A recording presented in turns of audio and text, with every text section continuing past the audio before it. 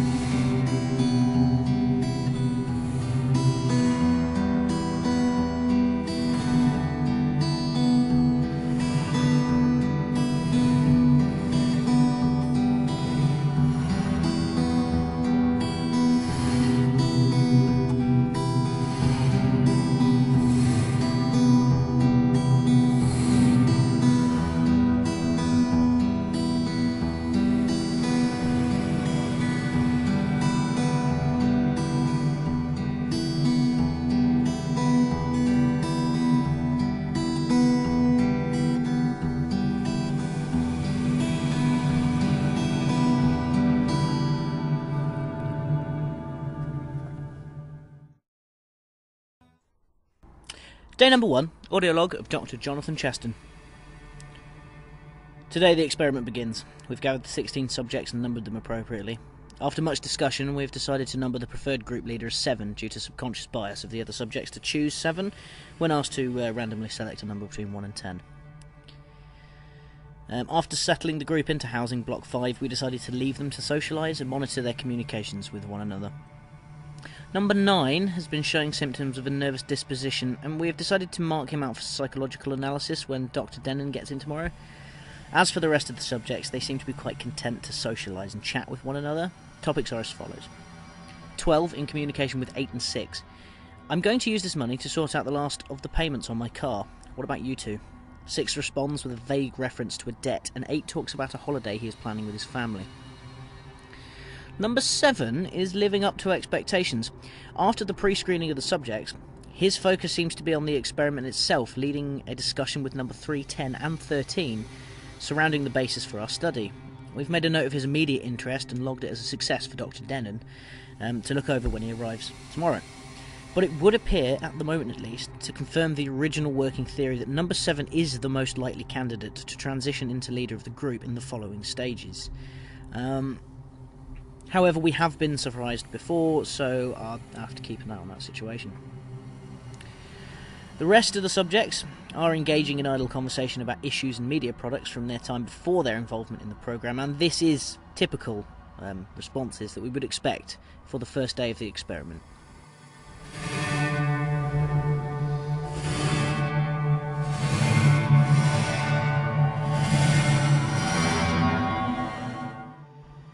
I have decided to stay over this initial night shift, as I wanted to observe the sleep patterns of the subjects firsthand. This will allow me to make more informed observations as the experiment continues. Introducing the control elements tomorrow might change the subjects' sleep patterns incrementally, and I would like to be able to rely on my own experiences to generate my hypothesis, other than second-hand from the other research assistants. The shift change has brought in some of the other researchers that I have not previously had any interactions with, so pleasantries were obligatory. A few young graduates, who I suppose also need the money being offered for their contributions, but one woman in particular was rather keen for me to explain the whole process of observation to her. She then proceeded to sit in front of the monitor bank and diligently and officiously record every parameter I set out for her. I must make a note to inquire with Dr. Denon about her tomorrow.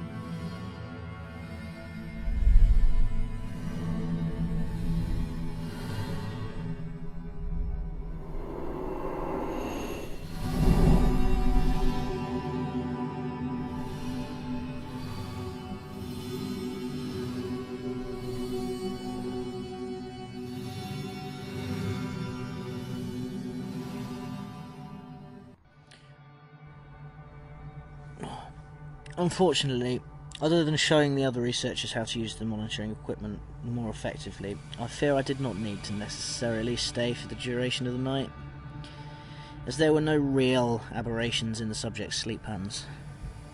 Number 12 did wake up a few times, but we were alerted to this occurrence after the interviews with her relatives, and it would seem to be a natural part of her sleep pattern.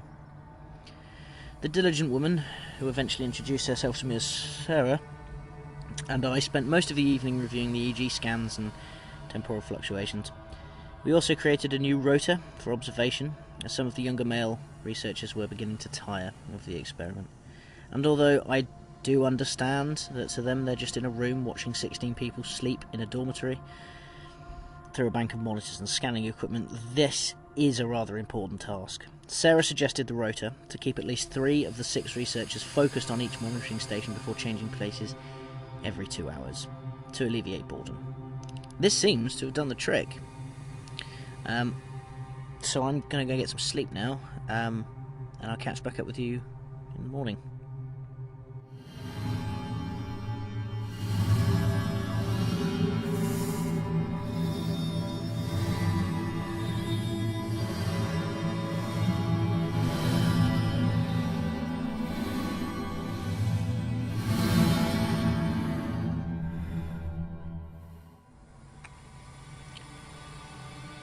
Day 2, and the subjects have spent the morning moving their possessions into the bunk room.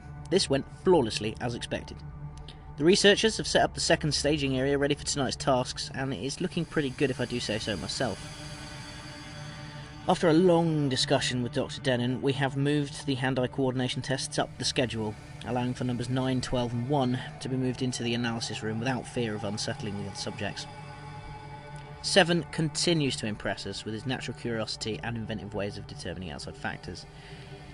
At around 1:30 p.m, he correctly deduced we were setting up a second area for them by counting the number of footsteps he could hear through one of the ventilation ducts in the top left of the bunk room.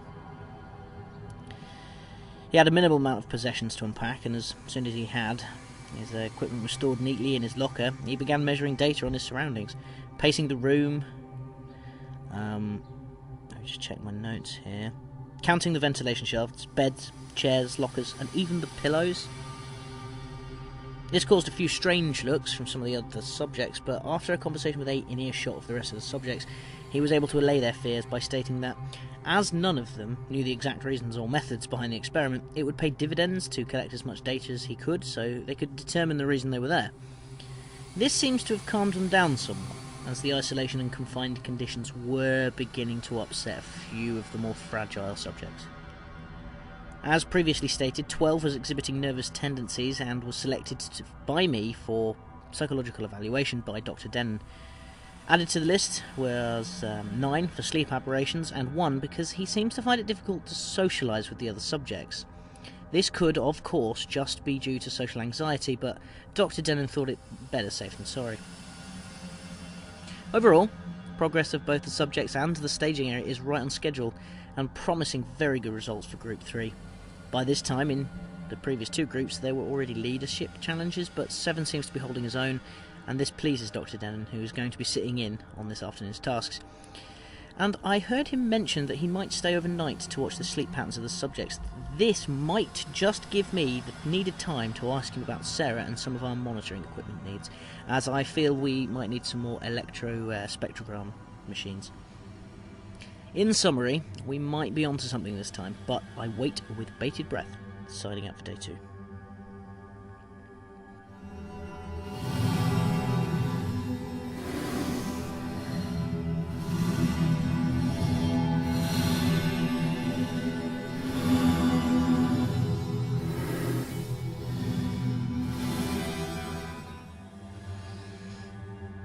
Well,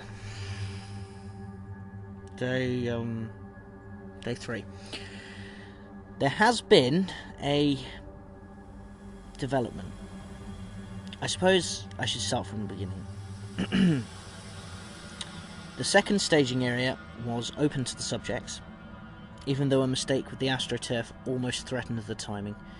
One of the research assistants remembered there were some loose paving slabs around the back of the facility, so we quickly set up a faux patio as well. This actually ended up pulling together the garden aesthetic quite well. We will have to deal with maintenance tomorrow, I'm sure, but at least the timeline was protected. As expected, the ball games we had positioned in the centre of the garden were an instant point of interest to the subjects who, until now, had been given no stimuli except for themselves and, individual conversation.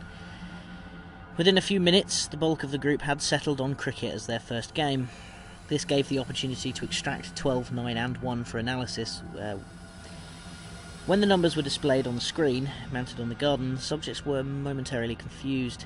7, however, grasped the concept rather quickly and had the 3 lined up in front of the monitor. Toot sharp. After the green tick was projected onto the screen, 7 seemed to be rather happy with himself.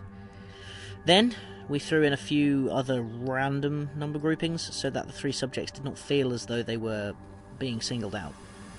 Again, they lined up in front of the screen and discussed the potential that this was team selection for the ball games provided. An interesting observation.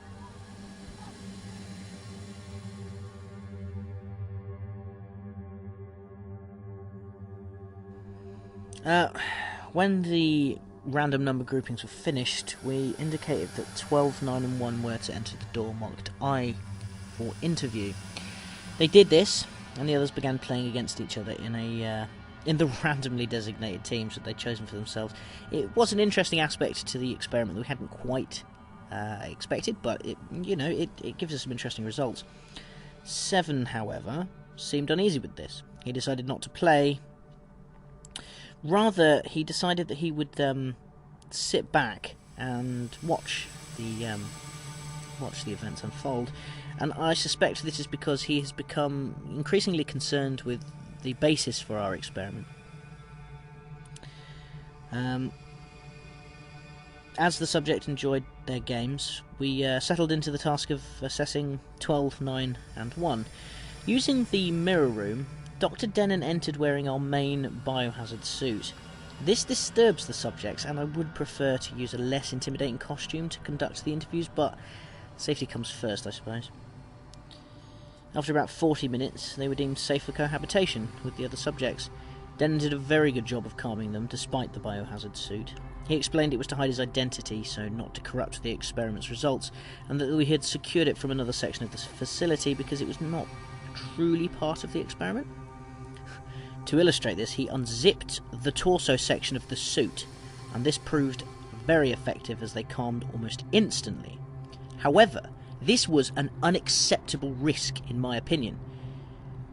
But this experiment is Dr. Denon's responsibility, and after numerous tests he didn't seem to have any adverse reactions to the variable fitted in place in the garden. However, I would like to log my concern about such a cavalier disrespect of the safety protocols put in here to protect him and everyone else. The first person to greet the 3, of course, was 7. He wanted to know everything about the interview. After a description, he seemed more concerned than ever, but hid this from the group as they all seemed more interested in the games, which was an expected result outcome of the hand-eye coordination tests. But 7 still is exhibiting some rather interesting tendencies to question everything. Now, this could be seen as a good thing, but it could also be seen as a sign for dismissal of him from the project. It was at this time that 4 moved away from the games and headed for the bathrooms situated in the bunk room. All of the main researchers were focused on the games in the second staging area, but I was interested in 4, as she was not, based on my research, due a bathroom break for another 26 minutes. Now, the cameras in the toilet cubicles has been a bone of contention between Denon and some of the more sensitive researchers, but after what happened next, it was accepted as a necessity. 4 was using the facilities. It was at this time that I noticed a discoloration on the patch of skin on her neck. Within 30 seconds, she had gone from her natural skin tone to a rather dark shade of purple. 30 seconds after that, she began to scream as her skin blistered and a yellow liquid began to seep from her skin. If I had not been concerned, I would not have been able to lower the soundproofing around the bathroom in time, and the subjects would have been able to hear the inhuman cries as she, well, all I can describe it as was the sound of a creature being turned inside out. The next few minutes are a little bit of a blur to me. Dr. Denon took command of the situation, and a code yellow was initiated. From there, somehow the subjects were distracted by a recorded video on the monitor as the clean-up crew sanitised the bathrooms and removed the body. I'm not sure how they are able to work so fast in such cumbersome protective gear, but to their credit, the job was immaculate. Dr. Denon managed to usher me into a break room, and that is where I am now, recording this log. As per his request, I am to take a break and join the experiment later this evening. On a personal note, I can't say I'm disappointed by this decision. That was very, very well, graphic to observe. I have, of course, seen this type of subdermal manifestation before, but not so intensely. Luckily, I have a few herbal sleeping aids left, so I'm going to try and get some sleep now. So, yeah. Thank you very much for listening to the Black-Rock Archives. If you would like to know more about the archives, or us here at IGX, you can find us on YouTube, Facebook, SoundCloud and Twitter. Thank you again, and remember, the truth is there, you just have to find it.